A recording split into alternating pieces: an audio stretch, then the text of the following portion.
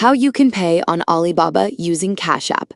In this video, I'll show exactly how you can do it. So let's get started. Cash App does not work directly on Alibaba, so we will use a smart way to make it work. First, open your Cash App. At the bottom, tap on the Card tab. Now, tap on the image of your card. I hope you already have the virtual card from Cash App. Tap Use Card to see your card number, expiration date, and CVV. Once you have the card details, go to Alibaba and find the product you want to buy.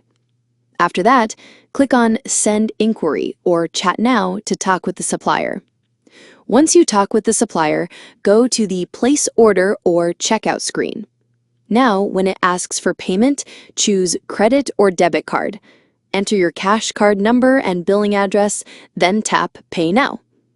If this doesn't work for you, there is another way.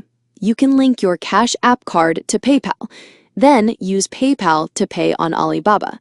PayPal acts like a bridge between Cash App and Alibaba. You can also use other virtual card services like Privacy.com, Revolut, or Wise. And that's it. That's how you can pay on Alibaba using Cash App.